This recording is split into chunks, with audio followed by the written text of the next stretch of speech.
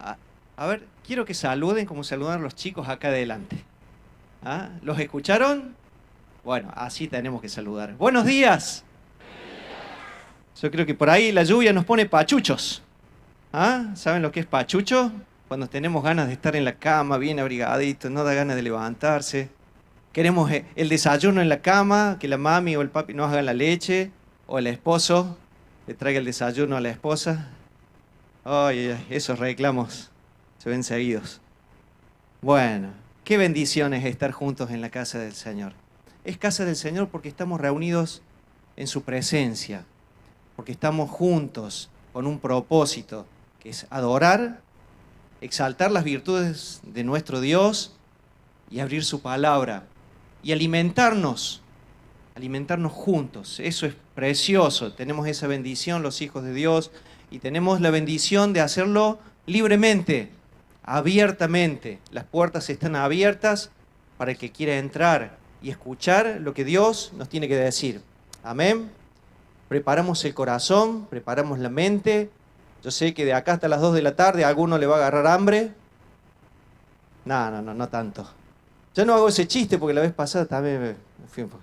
Pero no, nos concentremos esta mañana en la palabra del Señor. Yo sé que por ahí a alguno le puede cruzar en algún momento qué vamos a hacer de comer, como es el problema que tenemos muchos después de la reunión los domingos, o alguna otra cuestión que tiene que resolver para mañana lunes.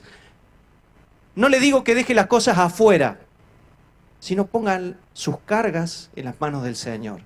Jesús dijo, vengan a mí todos los que estén trabajados y cargados. Yo les voy a dar descanso. Concéntrese esta mañana en la palabra del Señor. Acompáñenme, por favor, en un pasaje para comenzar.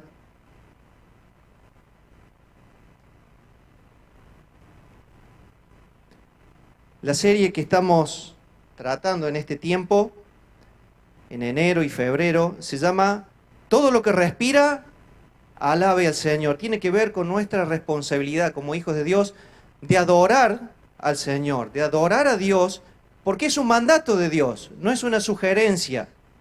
Todo lo que respire, ¿usted respira?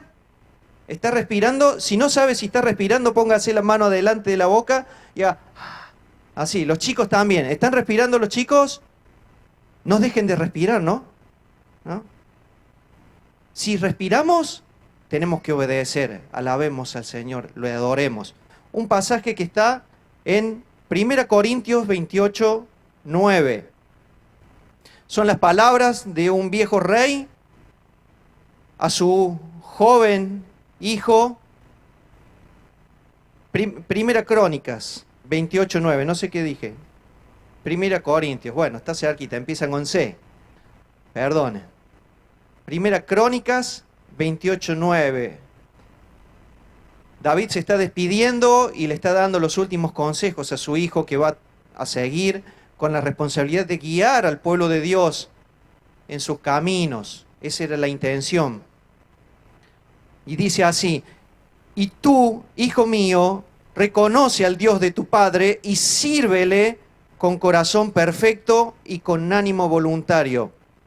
Porque el Señor escudriña los corazones de todos y entiende toda intención de los pensamientos. Si tú le buscas, le hallarás. Pero si lo dejas, Él te desechará para siempre. Este es quizá el mejor consejo que un padre le puede dar a su hijo. El mejor consejo, el mejor consejo. No es hacer, ganar toda la plata que vos puedas, lograr todos los títulos que vos puedas, conseguir todos los bienes materiales que vos puedas, ganar toda la plata que puedas, no sirve de nada. El mejor consejo es este que escuchamos. Le demos a nuestros hijos ese consejo. Conoce a Dios y cuando lo conozcas, servirle con todo el corazón. Y no solamente es el consejo de un padre para su hijo, es el mandato de Dios para cada uno de sus hijos, que les conozcamos y les sirvamos. Oseas 6:6 dice, Oseas 6:6 dice, lo que yo quiero es misericordia y no sacrificio, conocimiento de Dios más que holocaustos. Y saben, hay un peligro terrible en no ocuparse en conocer a Dios. El mismo libro de Oseas, capítulo 4, versículo 6, dice, mi pueblo ha sido destruido, ¿por qué? ¿Por qué? Porque le faltó conocimiento. Y no es conocimiento de cualquier cosa, le faltó conocer a Dios, quien era el sostenedor del pueblo y el sostenedor de la vida. En estos domingos de verano, como dijimos, nos estamos ocupando en el tema de conocer a Dios, de conocer todo de Dios. Y uno dice, ¿qué tiene que ver conocer con adorar a Dios? Que es el propósito también de estos domingos.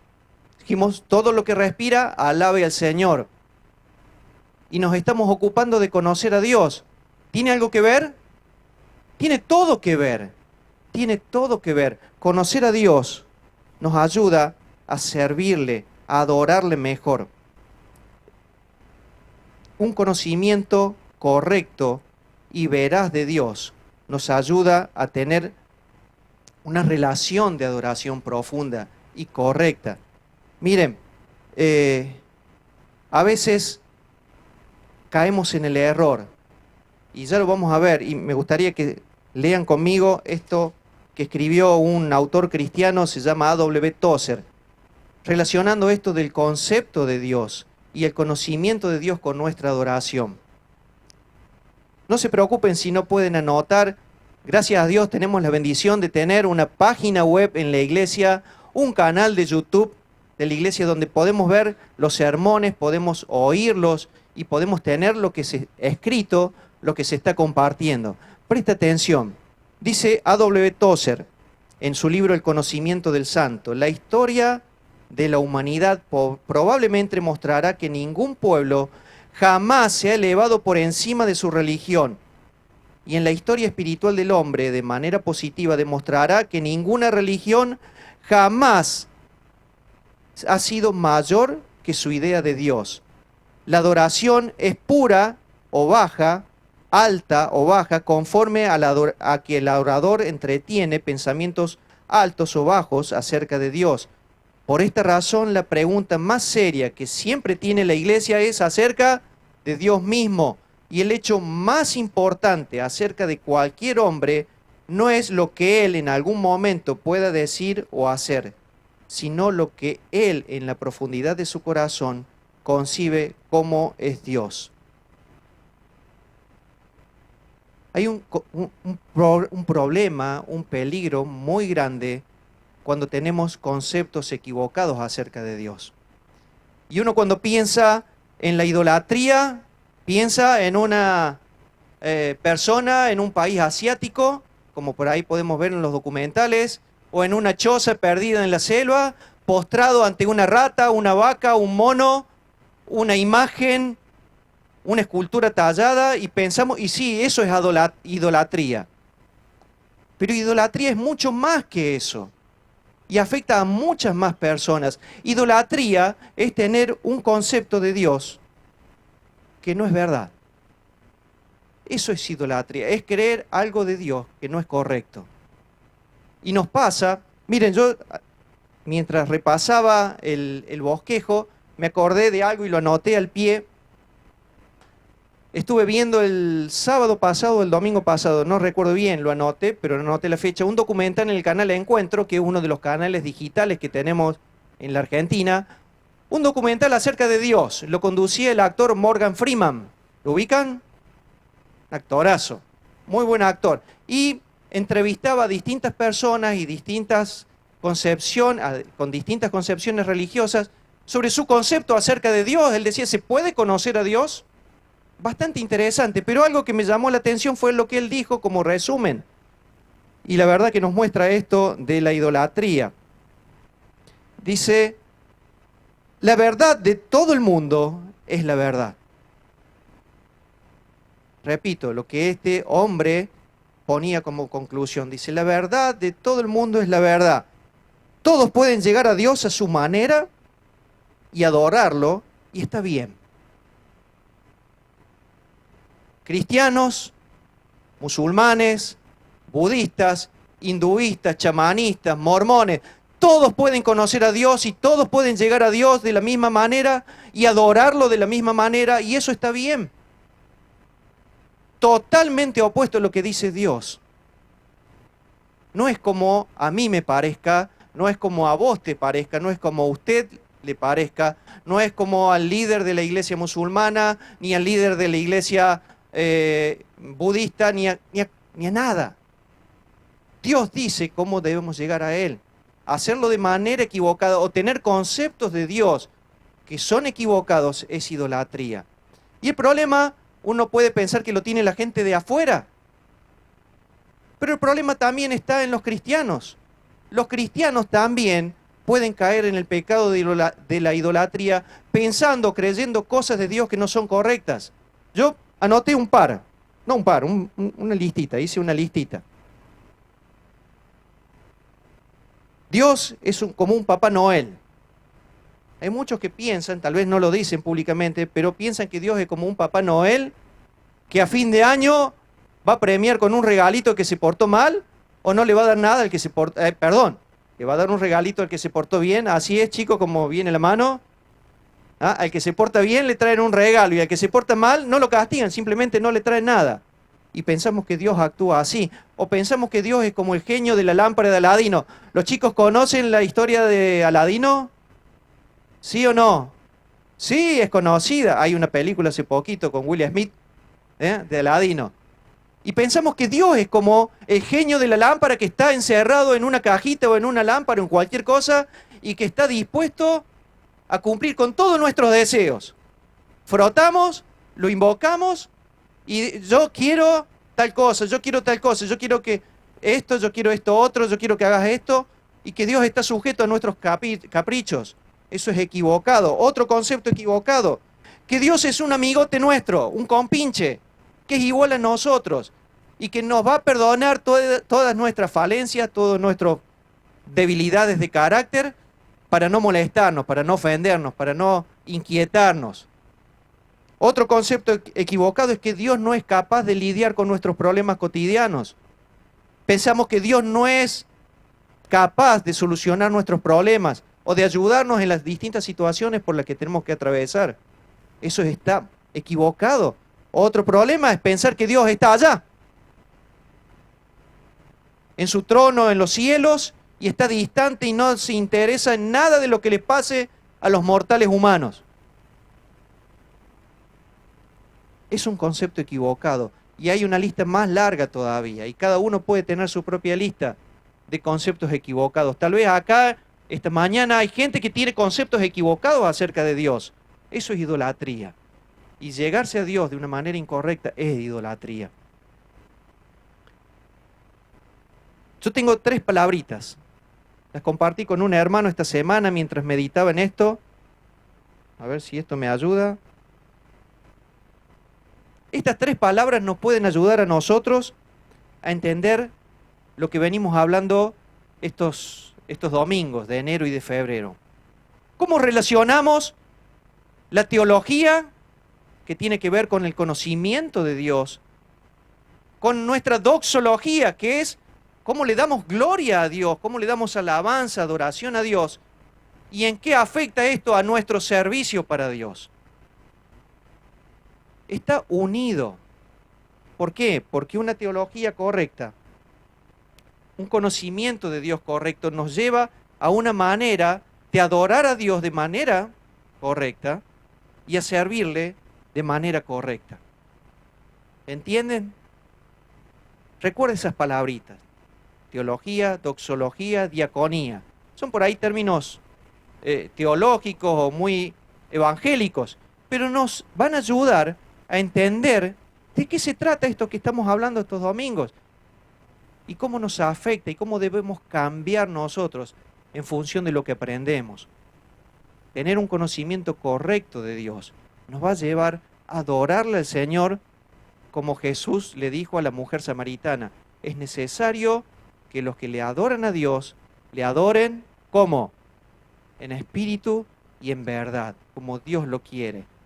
Y miren, cuando usted conoce a Dios correctamente y le adora como Dios quiere, la respuesta natural nuestra va a ser servirle. y servirle con la motivación correcta. Porque podemos servir a Dios de una manera incorrecta, con una motivación incorrecta, y no da fruto, no es beneficioso ni para usted ni para la iglesia.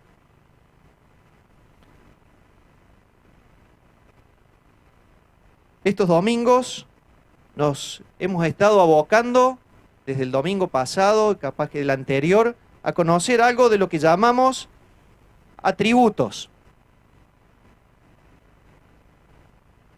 Atributos de Dios, cualidades de Dios.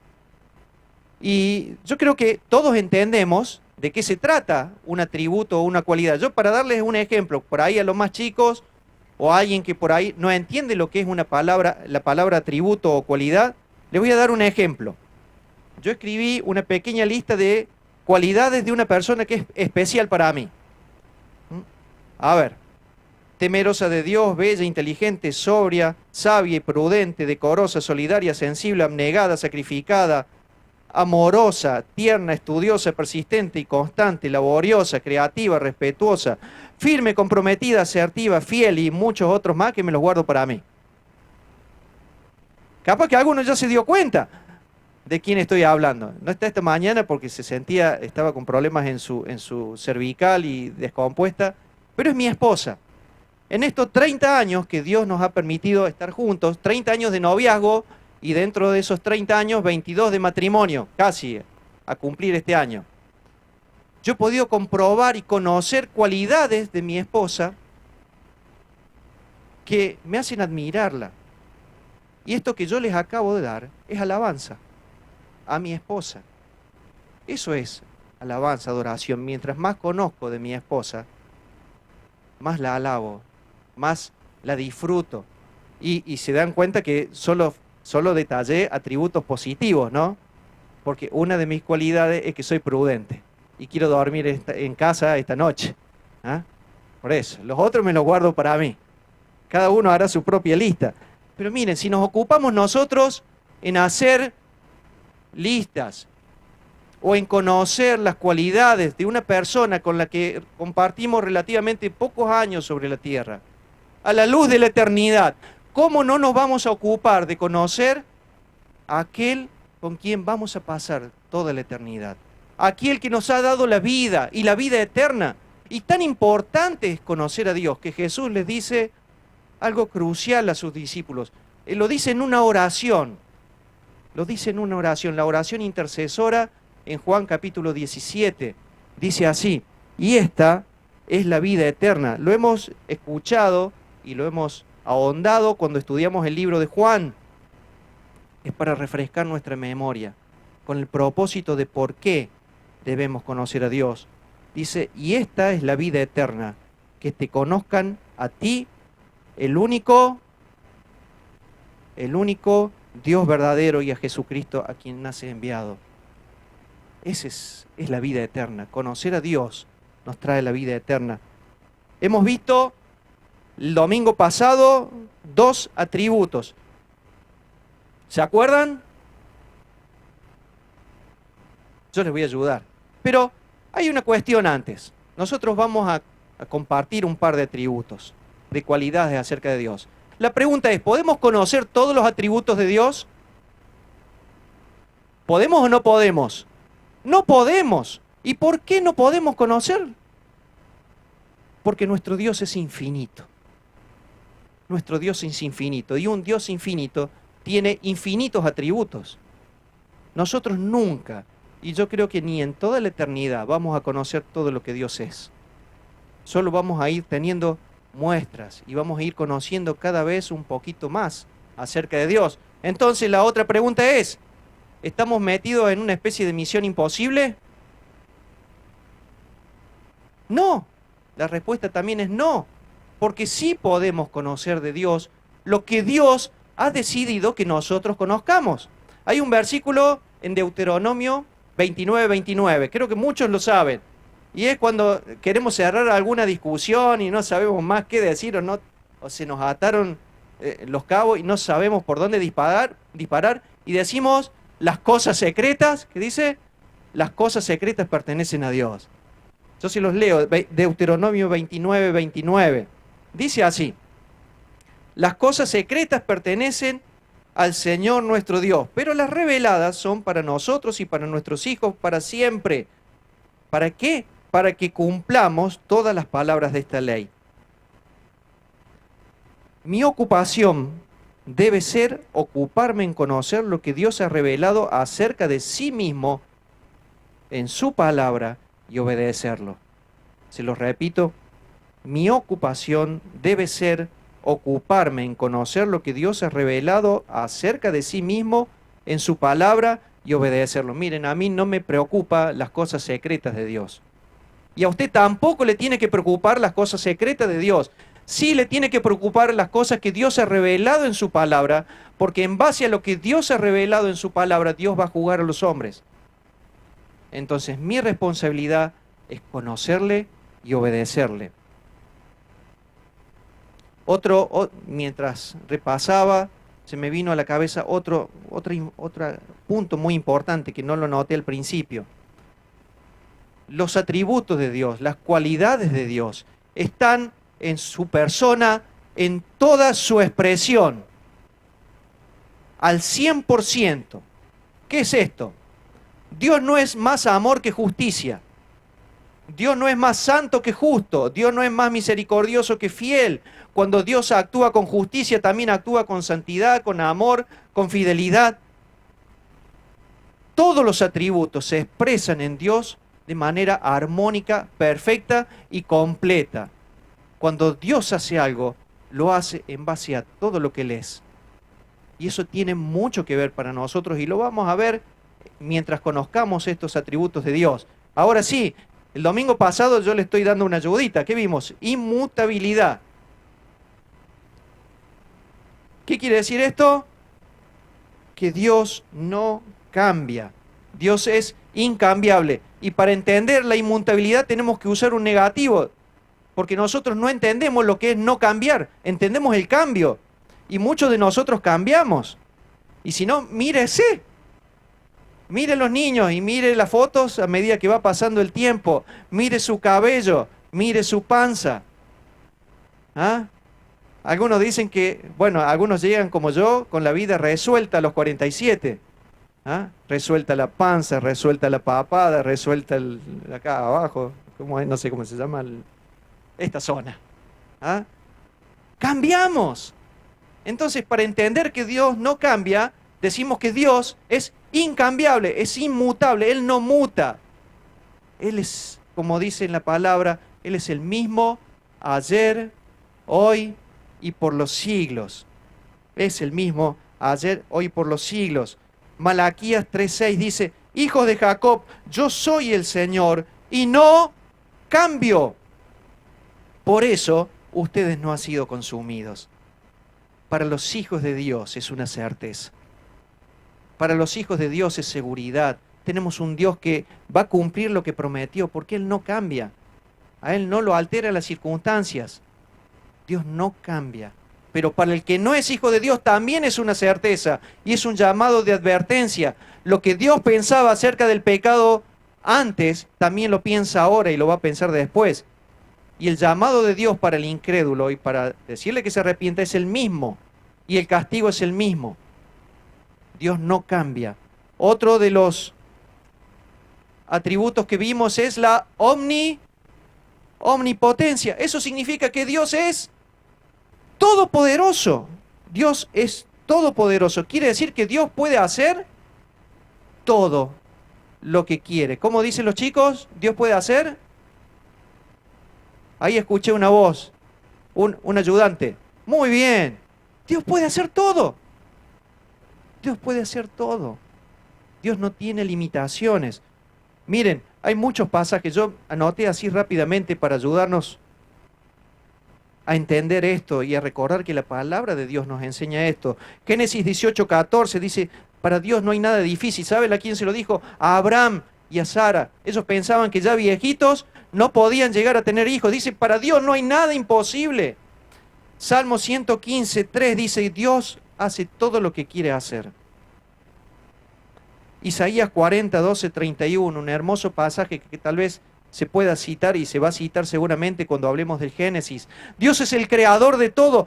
Todo lo que quiere hace. Dios no se cansa, no se fatiga. ¡Qué tremendo Dios! Jeremías 32:27 dice que no hay nada difícil para Dios. Mateo 29:26 dice que para Dios todo es posible. En el contexto del evangelismo, dicen los discípulos, ¿cómo se va a convertir una persona que está aferrada a tantas propiedades, a tanta riqueza? Para los hombres, dice Jesús, esto es imposible. Pero para Dios todo es posible. Tenemos un Dios todopoderoso. Para el Hijo de Dios es base de consuelo, de fortaleza. ¿Recuerdan Filipenses 4:13? Yo lo tengo anotado en mi Biblia, la que uso habitualmente. La tengo parafraseada en una versión que escribió Phillips, uno que hizo una paráfrasis. Dice, a todo puedo hacerle frente, gracias a Cristo que me fortalece. Y lo cantamos, la última canción. Mi Dios es grande, mi Dios es fuerte. Nada se le puede interponer que se mantenga en pie. Todo lo puedo en Cristo que me fortalece, pero también es una advertencia. ¿Para quién? Para el que no ha reconocido al Señor como su Dios. ¿Por qué? Por la sencilla razón de que es de temer. Dios es un Dios de temer. Jesús le dijo a sus discípulos, miren, ustedes no le tengan miedo al que mata, a los que matan el cuerpo. Si alguien viene y te pega un tiro, te amenaza de muerte, no tenés que tener miedo. A ese no le tengas miedo. Temele a Dios, porque Dios puede mandar tu cuerpo, tu alma y tu espíritu al infierno. Es el único que tiene el poder para darnos vida eterna o condenación eterna. Dios es de temer. Si no tenés a Cristo en tu corazón, es de temer. Ahora bien, vamos con lo que nos toca hoy. Seguimos con los atributos de Dios. Vamos a ver 2 atributos más, si el tiempo nos da. Yo creo que estoy medio jugado con el tiempo. Es uno de los 3 omni de Dios. Omni significa lo abarca todo o está relacionado con la totalidad. Tenemos 3 omni. Uno ya lo vimos el domingo pasado. Dice omnipotente. El otro omni es omnipresente. Y el otro que vamos a ver, si llegamos, es omnisciente. ¿Cómo entender esto de omni para los chicos? No sé si los adolescentes o los chicos han visto en el colegio. Juanse, el más chico mío, con 9 años, creo que lo ha visto. Cuando alguien dice que los seres humanos y algunos mamíferos son omnívoros. ¿Qué quiere decir omnívoro? No es que se comen los ómnibus, ¿no? Ni los omni, con B. ¿Ah? Omnívoro es aquel que puede comer de todo. Y yo conozco un par de personajes que encuadran perfecto acá. ¿Ah? No los voy a nombrar, algunos son amigos míos. Pero refiriéndonos al Señor y a las cualidades del Señor, significa que Dios está en todas partes al mismo tiempo. Dios está en todas partes al mismo tiempo. ¿Y saben por qué esto es llamativo y por qué necesitamos conocer esto? Porque los hijos de Dios han tratado de limitar a Dios a un lugar o pensado que Dios está limitado a un lugar. Nosotros hemos querido limitarlo a Dios o hemos pensado que Dios está limitado. Quiero que me sigan en un pasaje en 2 Crónicas 6, 17 al 18. El rey Salomón era consciente de esta situación y escribió esto en la dedicación del templo, del primer templo en Jerusalén, con toda su majestuosidad, con todo su esplendor, con toda la gloria que tenía ese templo, escribió esto: ahora, Señor y Dios de Israel, que se cumpla la promesa que le hiciste a tu siervo David. Dios le había prometido a David que su hijo iba a construir el templo, a eso se refiere acá. Y sigue diciendo, pero ¿acaso es verdad que tú, mi Dios, puedes vivir en la tierra con los hombres? Ni siquiera los cielos de los cielos, ni los cielos de los cielos te pueden contener. Mucho menos te podría contener esta casa que yo he edificado. Los judíos comenzaron a pensar que Dios estaba limitado en el templo, que Dios solamente habitaba en el templo y que ese símbolo era una prisión de Dios. Y ellos no entendieron que el símbolo de la presencia de Dios no era la prisión de su esencia. Recuerde esto porque nos va a ayudar a entender. El símbolo de la presencia de Dios no es la prisión de su esencia. Entonces, un tiempo antes de Salomón, había dos sacerdotes corruptos que pensaron que, y tenían este concepto. Ellos pensaron que Dios estaba encasillado en el arca. ¿Recuerdan el arca del pacto? Simbolizaba la presencia de Dios. Estos sacerdotes se llamaban Ofni y Fines, eran los hijos del sacerdote Elí, del sumo sacerdote Elí. Esto se relata en el libro de 1 Samuel. Es la época en donde se está pasando, es una transición entre el periodo de los jueces y el periodo de los profetas y los reyes. El joven Samuel se estaba desenvolviendo en ese tiempito. Ellos pensaban que Dios iba a estar con ellos, no importa cómo ellos se portaran.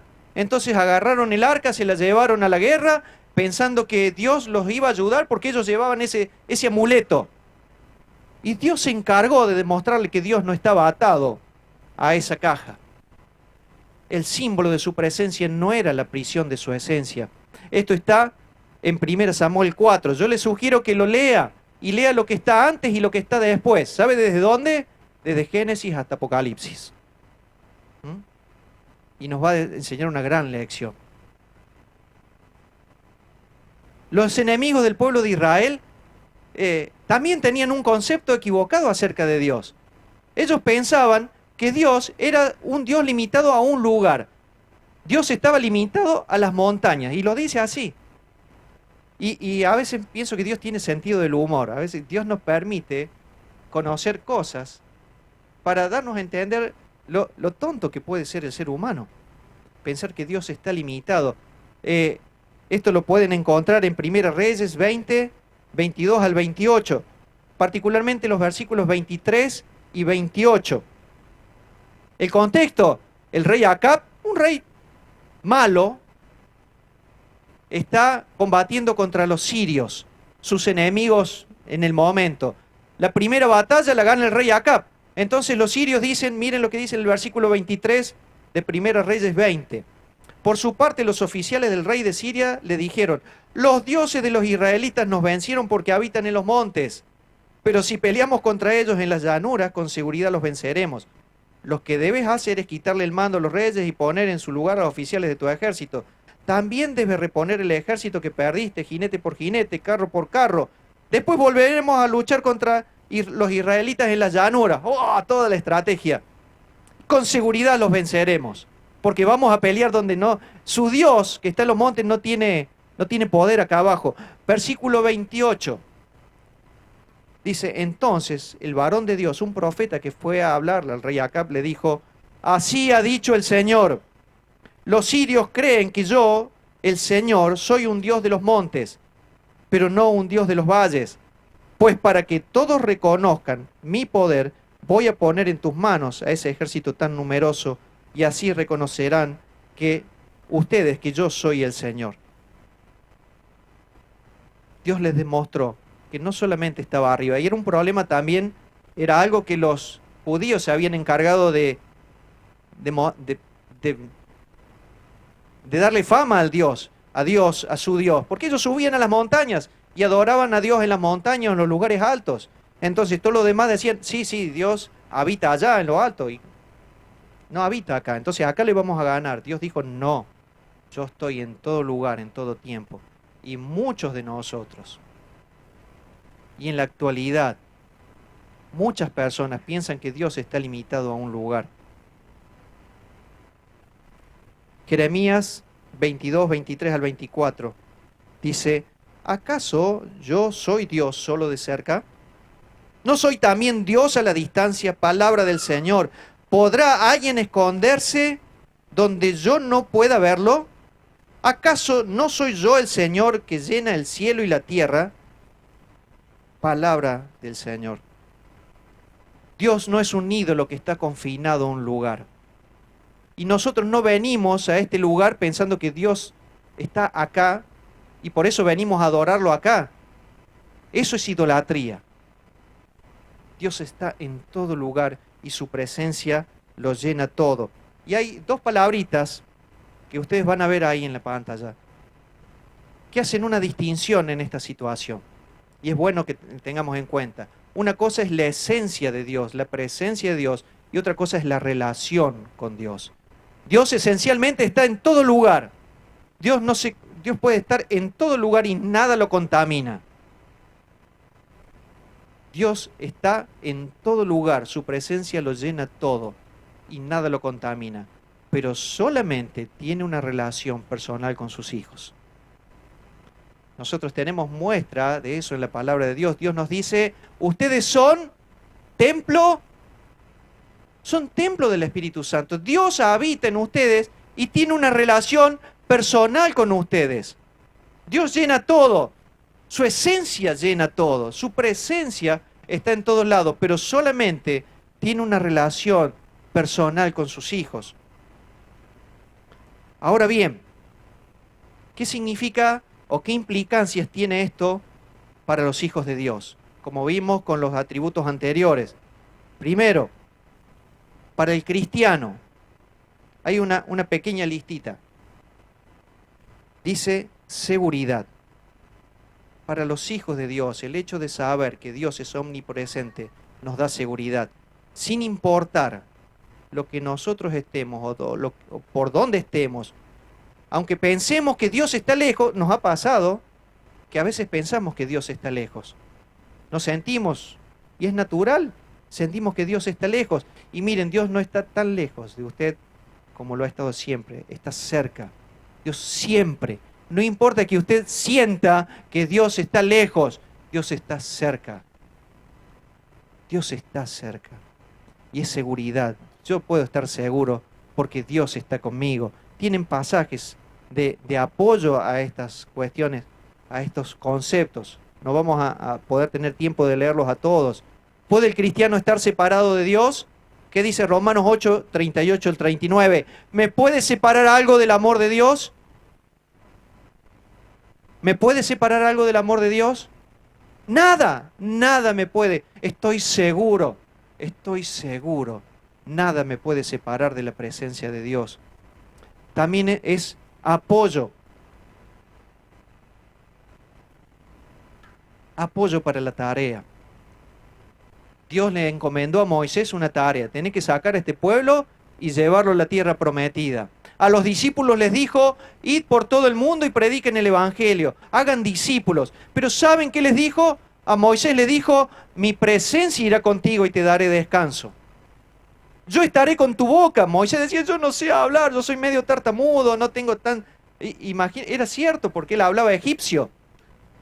¿Ah? Él tenía que volver a hablar, recordar el idioma, tal vez empezó a recordar su idioma, pero él se crió en una corte egipcia. ¿Y qué hablaban los egipcios? Yo no sé cómo el idioma, hablaban egipcio. Y capaz que sea cierto, que le costaba volver a su lengua natal. Es una especulación. Y Moisés dice, yo no estoy capaz de hacer esto. Yo voy a estar con tu boca, le dice Dios. Jesús le dice a los discípulos, yo voy a estar con ustedes siempre hasta que venga Nerón. ¿No? ¿Cuánto tiempo iba a estar Cristo con sus discípulos y con sus hijos? Hasta el fin del mundo y después. Miren, si eso no es apoyo, si yo no puedo encarar la obra de Dios, no sé qué significa. El apoyo de Dios está disponible para el que hace la obra de Dios. Otro concepto más es escudo contra la tentación. 1 Corintios 10:13 dice que Él no nos dejará ser tentados más de lo que nosotros podamos soportar, sino que juntamente con la tentación va a dar la puerta. Así, salí acá, por acá salí, para que podamos resistir. No estamos solos en la tentación. No digamos, uy, el diablo me tentó y yo me sentí solo y no supe qué hacer. No estás solo. Dios te da los recursos para enfrentar la tentación y salir victorioso. Y la última de las cosas, santificación. Saber que Dios es omnipresente produce en nosotros santificación. Tienen los pasajes. Primera Pedro, el apóstol Pedro dice, condúzcanse con temor y temblor todo el tiempo de vuestra peregrinación. Mientras caminen por esta tierra, caminen con temor del Señor. Conozcan a Dios, sírvanle con temor. A veces pensamos que podemos pecar y que Dios no lo sabe. Miren, si usted supiera que Dios no supiera algo de lo que nosotros hacemos, habría un par de listas enormes esta mañana. Si Dios no supiera todo, nosotros empezaríamos a hacer listas de todo lo que podemos hacer y, mamita, qué listas. Pero lo cierto es que Dios sabe todo lo que nosotros hacemos. Dios sabe dónde estamos. Miren, el ladrón roba, ¿cuándo? ¿Cuándo nosotros cerramos la casa? A la noche. Pensamos que la oscuridad, y el ladrón piensa que cuando es de noche puede esconderse, o el que sale a asaltar, o el que sale a hacer lo que sea. O pensamos que ocultos en algún lugar podemos pecar y Dios no sabe. Dios sabe, hermano, Dios sabe lo que estás haciendo en todo momento. Es como si nosotros subiéramos a la presencia de Dios, al trono de Dios, y cometiéramos el pecado ahí justo delante de Dios. ¿Se imagina eso? Hermano querido, ¿se imagina eso? Qué poder para mantener nuestra vida en santidad. Saber que todo lo que hacemos, lo hacemos en la presencia de Dios. Ahora bien, el otro lado de la moneda, para el no cristiano, ¿qué significa? Miren, no hay escape. No hay escape de la presencia de Dios. No hay escape. Amós 9:2, Salmo 139, uno de mis salmos, pasajes preferidos en la palabra de Dios, que habla de este y tantos atributos de Dios, tantas cualidades de Dios. Hebreos 4:13. Simplemente no hay escape. El ser humano se puede esconder en su ateísmo, se puede esconder en su religiosidad, se puede esconder en donde quiera, en la oscuridad. No hay escape de la presencia de Dios. No tenés dónde esconderte. Lo que hizo Adán y Eva cuando fueron descubiertos no fue precisamente salir y decir, sí, Señor, yo he pecado. No, no se escondieron porque pensaron que se podían esconder atrás de una higuera, atrás de un matorral o lo que sea. Y Dios sabía que estaban ahí. Querido amigo, querida persona que nos visitas esta mañana, a los chicos, a los jóvenes, a los adolescentes, no podés esconderte detrás de tus papás. No podés esconderte en las actividades de la iglesia, que venís y cumplís religiosamente un montón de cosas. Si no conoces a Dios de manera personal, te espera el juicio de Dios. Otro de los atributos de Dios es la el otro omni. Esto significa que Dios, ¿qué? Dios lo sabe todo. Dios lo sabe todo. Y este es un atributo que está muy relacionado con la omnipresencia de Dios. Salmo 147:5 dice, grande es el Señor nuestro, y de mucho poder, y su entendimiento es infinito. Primera Samuel 2:3 es Ana expresando su gratitud al Señor y diciendo que nadie se jacte ni sea altanero, que aparte la insolencia de sus labios, porque solo el Señor es quien lo sabe todo. Él es el Dios que pondera toda acción. Salmo 139 que citamos recién, del 1 al 4, dice, Señor, tú me has examinado y me conoces. Tú sabes cuándo me siento, cuándo me levanto. Desde lejos sabes lo que pienso. Me vigilas cuando camino y cuando descanso. Dios, estás enterado de todo lo que hago. Todavía no tengo la palabra en la lengua. Y tú, Señor, sabes lo que estoy por decir. Qué maravilloso Dios. No solo Dios conoce lo conocido, Dios conoce lo que nadie puede conocer. Y nadie conoce lo que Dios conoce. Parece un trabalengua, ¿no? No solo Dios conoce lo conocido, Dios conoce lo que nadie puede conocer y nadie conoce lo que Dios conoce. Eso es omnisciencia. ¿Quién le enseñó a Dios? ¿Quién le enseñó a Dios, chicos? ¿Fue el colegio Dios? ¿Fue el jardín de infantes? ¿Fue la secu? ¿A la preparatoria? ¿A la secundaria? ¿Fue la universidad? No. Nadie le enseñó a Dios. Nadie le enseñó a Dios. Miren, Isaías 40, 13 al 14 dice: ¿quién instruyó al Espíritu del Señor? ¿Quién le enseñó, le dio consejo? ¿De quién recibió consejos para tener entendimiento? ¿Quién le enseñó el camino de justicia? ¿Quién le impartió conocimientos? ¿O le mostró la senda de la prudencia? ¿Cuál es la respuesta? Nadie. Nadie le enseñó al Señor. El apóstol Pablo escribió en Romanos 11, 33 al 36. Grábelo. Es un motivador para nuestra adoración. Dice: qué profundas son las riquezas de la sabiduría y del conocimiento de Dios. Cuán incomprensibles son sus juicios e inescrutables sus caminos, porque ¿quién ha entendido la mente del Señor? ¿O quién ha sido su consejero? ¿O quién le dio a él primero para que él tenga que devolverlo? Ciertamente, todas las cosas son de él, y por él, y para él. ¿Y cómo termina el apóstol Pablo después de exclamar todo esto? A él sea la gloria por siempre. ¿Saben qué es esto? Doxología. Esto es darle la gloria a Dios en base a lo que él conoció de Dios. Dios no obtiene su conocimiento de ninguna fuente, no necesita que nadie le enseñe. Y esto tiene que ver con nuestras oraciones, hermanos. Cuando nos reunimos a orar, o cuando oramos en casa o en cualquier lugar, nosotros no oramos para informarle a Dios las cosas.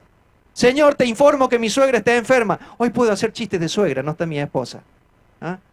Pero no vamos a hacer chistes de suegra. Señor, te informo esto, te informo que me quedé sin trabajo. Señor, te informo que en mi trabajo la estoy pasando mal o que estoy enfermo. No le informamos a Dios, Dios ya lo sabe. ¿Por qué oramos entonces? Oramos porque depositamos nuestra confianza y nuestras necesidades en aquel que prometió hacerse cargo. Esa es la confianza. Por eso nos acercamos, por eso venimos los jueves. Venga los jueves a la reunión de oración. Venga a compartir con los hermanos. Depositamos nuestras necesidades en las manos del Señor. No existe pensamiento o palabra o acción o secreto que podamos esconder de la palabra de Dios. Dios dice que incluso tiene contado, ¿qué cosa? ¿Qué tiene contado? ¿Qué? Las canas. No vas a decir las canas de la mami porque te van a poner... Las canas de la mami, ¿cómo le vas a decir eso? Dios tiene contado los cabellos de nuestra cabeza. A algunos le damos menos trabajo que otros. Y con el paso del tiempo menos trabajo todavía. El tema es, ¿Dios necesita ponerse a contar nuestros cabellos? Dios lo sabe en cualquier momento. En cualquier momento de nuestra vida, Dios sabe cuántos cabellos. Él no necesita ponerse a contarlo, Él ya lo sabe. Entonces, ¿qué quiere decir esto? ¿Que Dios no tiene otra cosa que hacer que ponerse a contar cabellos? No, significa que Dios sabe hasta el detalle más chiquitito, más pequeño de nuestra vida. Dios lo sabe todo. Dios lo sabe todo. Ahora bien, vamos a ir rápido. ¿Para qué nos sirve a nosotros conocer que Dios es omnisciente, que Dios lo sabe todo? Es una fuente de consuelo. ¿Saben por qué? ¿Cuántas veces se ha sentido que nadie sabe que existe? Que usted es un minúsculo punto en el universo, que nadie sabe. Dios sabe que usted existe. Dios sabe que yo existo. En el tiempo del exilio, post-exilio, tal vez en la época del profeta Malaquías, había un grupo de personas temerosas de Dios, que pensaba que Dios se había olvidado de ellos, que Dios los había metido a todos en la misma bolsa y que Dios los iba a castigar a todos por igual. Y hay una palabra de Dios para esta gente, para hacerles entender eso. Dios les dice que ellos estaban en su corazón y en su mente. Dios los conocía y Dios los iba a librar. Dios está consciente de que yo existo. Dios me conoce. Dios está conmigo. Dios sabe qué necesito. Dios sabe por lo que yo estoy pasando. No se preocupen, miren las aves del cielo, miren las plantitas, miren todo. Dios está con nosotros. Otro aspecto, el amor y la entrega. Cuando nosotros sabemos que Dios lo sabe todo, sabemos que Dios está consciente de que nosotros le amamos, aun cuando parezca que no le amamos. Lea el pasaje de Juan. Jesús sabía lo que estaba en el corazón de Pedro. Pedro lo había negado, pero lo amaba. Y Jesús lo sabía. Y así como pasa con nosotros, Dios nos conoce, Dios sabe que existimos. Y santificación. Si nosotros supiéramos que Dios, y tuviéramos en cuenta que Dios lo sabe todo, también pasa con la omnipresencia. Habría cosas que no haríamos. No haríamos cosas que ofenden a Dios, porque Dios conoce. El pensamiento más chiquito es como si nosotros estuviéramos publicándolo en alta voz, anunciándolo en voz fuerte delante de la presencia de Dios. Para el no cristiano, ¿qué significa? Miren, es un llamado de advertencia. No hay lugar para esconderse. No te puedes esconder de Dios. No te puedes esconder de Dios. Dios está en todos lados. Jeremías 16 dice, tomen en cuenta que yo envío contra ustedes, les habla al pueblo impío, gente que los atrapará como pescados y que los cazará por los montes y las colinas, por las cuevas y los peñascos. Ninguno de sus caminos me es oculto, como tampoco su iniquidad y su pecado. No tenés lugar donde esconderte de Dios. Gálatas 6:7 dice, no se engañen, todo lo que el hombre sembrare, eso también segará. El hombre puede creer que se puede esconder de Dios. Y es tremendo. Si hay en esta mañana alguien, como decíamos recién, que piensa que se puede esconder de Dios, piénselo, por favor. Reconozca al Dios incambiable, omnipotente, omnipresente y omnisciente. Le voy a pedir a los músicos, por favor, que vayan pasando. Dios juzgará un día tus acciones y no hay excusa. Para los hijos de Dios es fuente de consuelo. No se distraigan, por favor. Para los hijos de Dios, conocer todo esto que hemos hablado en estos domingos, incluido el de hoy, es una fuente de consuelo, de amor, de seguridad, de fortaleza y un montón de cosas más. Así que vamos a inclinar nuestros rostros. Quiero terminar releyendo un versículo en Romanos, porque realmente me impacta la expresión del apóstol Pablo. Y haga la suya, cuando uno conoce todo lo que Dios es, o en parte lo que Dios ha decidido revelarse en su palabra, no tiene más que decir qué profundas son las riquezas de la sabiduría y del conocimiento de Dios. Cuán incomprensibles son sus juicios e inescrutables sus caminos. Porque ¿quién ha entendido la mente del Señor? ¿O quién ha sido su consejero? ¿O quién le dio a él primero para que él tenga que devolverlo? Ciertamente, todas las cosas son de él, y por él, y para él. A él sea la gloria por siempre. Amén. Oramos. Señor, como dice una canción que vamos a cantar también, 10.000 razones y 10.000 razones para alabar y para adorar. Señor, no alcanzan a todas las razones que tendríamos para alabarte y para adorarte. Es una expresión que abarca que nosotros no tenemos palabras, Señor. Te adoramos, te alabamos. Guía nuestros pensamientos esta mañana, nuestro corazón, para adorarte en base a lo que hemos conocido y hemos aprendido. Inclina nuestro corazón a ti, Señor. Inclina nuestro corazón. Perdona las veces que te adoramos de manera incorrecta, que te servimos de manera incorrecta. Señor, limpia nuestras vidas, guía nuestro corazón. En el nombre de Jesús.